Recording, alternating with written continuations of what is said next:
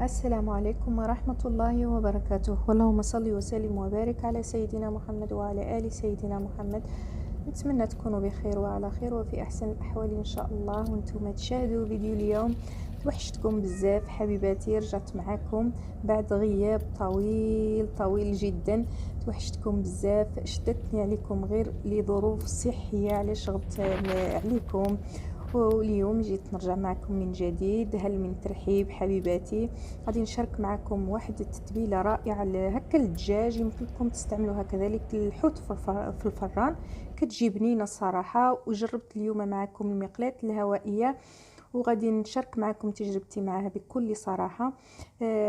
كما كتشوفوا عندي حبه ديال البصل وشويه ديال القزبر، هكا غادي نستعملهم في التتبيله. وعندي جوج فصوصه يعني ديال الثوم على حسب الكميه اللي غادي ديروا ديال الدجاج. انا درت هنا جوانح ديال الدجاج، غادي نديرهم هكا في الطحانه. او يمكن لكم كذلك تحكوا البصله هكا رقيقه، تحكوها في الحكاكه هكا الغليظه، تحكوها يعني ما كتجيش بحال الماء، يعني كتجي شويه مهرمشه. وغادي نضيفوا القزبر هنايا. المهم غادي نطحن هاد هكا الخضره، يعني القزبر والبصل والثوم، غادي نطحنهم ومن بعد غادي نضيف العطريه. بعد ما طحنت هاد يعني البصل والقزبر، غادي نضيف له التوابل. ضفت هنايا واحد المعلقه صغيره ديال الهريسه، يمكن لكم الاستغناء عليها ولكن كتعطي واحد البنه ما شاء الله. او تنقصوا او تزيدوا الا كان كيعجبكم الحار. عندي هنا نص ملعقه ديال البابريكا او الفلفل الاحمر، وعندي كذلك الزنجبيل والقليل من الابزار والكمون نصف ملعقه صغيره. وعندي ملعقه مملوءه يعني غير ديال القهوه ديال العطريه ديال الدجاج. يمكن لكم تعوضوه هكا بالكركم. صافي غادي نضيف هاد التوابل هادو، نضيف عليهم زيت الزيتون كما كتشوفوا، يعني الفيديو راه موضح هكا في الصوره. غادي نعاود نخلطهم.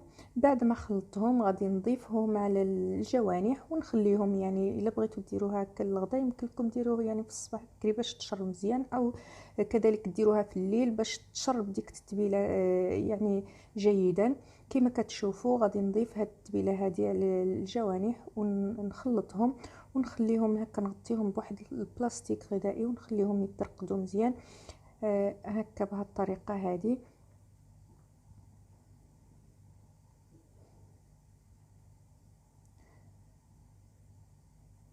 غادي نخلطهم وندوز باش نحضر اشياء اخرى على ما يعني تشربوا. انا حضرتهم في الصباح ويعني حضرتهم للغدا، كما يمكن لكم ديروها كما قلت لكم في الليل باش يتشربوا مزيان.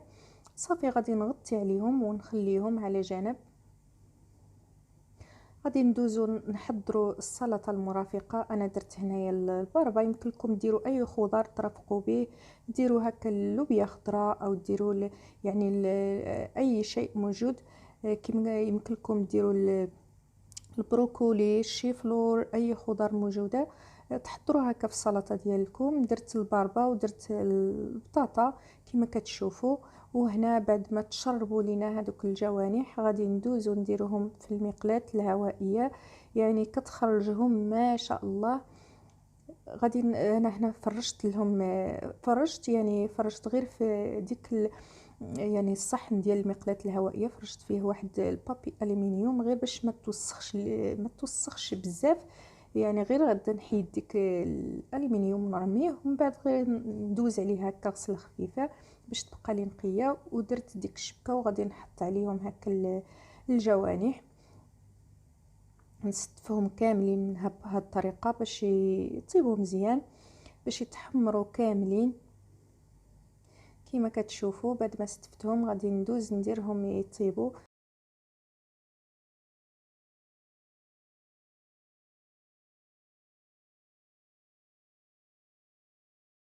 كتخرج الحاجه رائعه ما شاء الله، لا في البنه ولا في الطياب، كيجيو طايبين من الداخل وكيجيو مقرمشين على برا.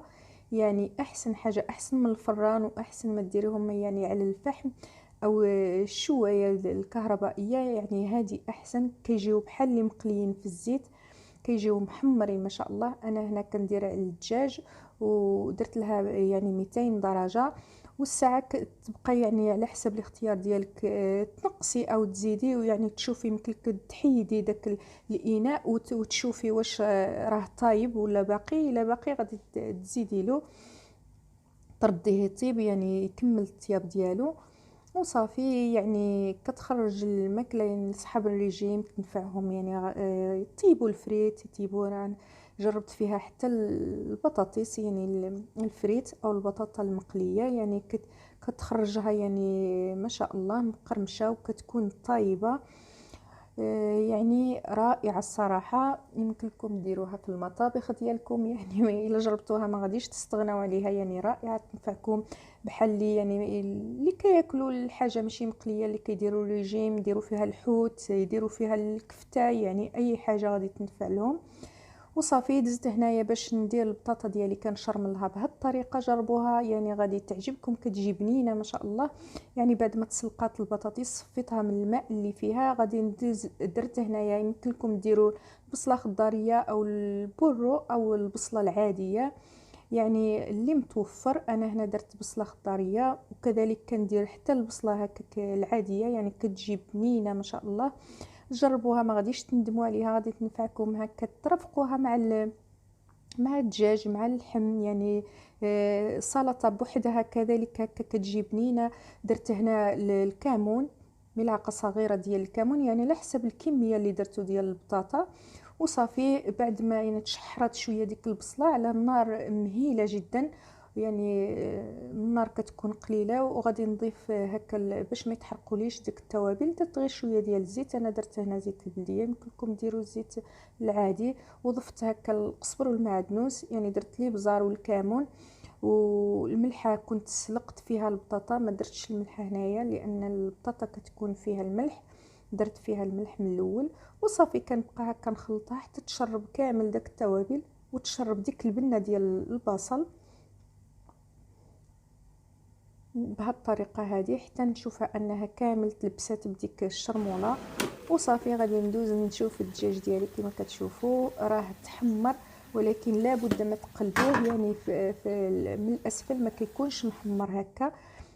قلبته ورديته يتحمر، عاد حيدته. هي البطاطا ديالنا وجدات، وها هو الطبق ديالنا بعد ما يعني قطعت ديك الباربه ودرت حتى السلطه الخضراء. هذا هو الطبق ديالنا ديال يعني الغداء.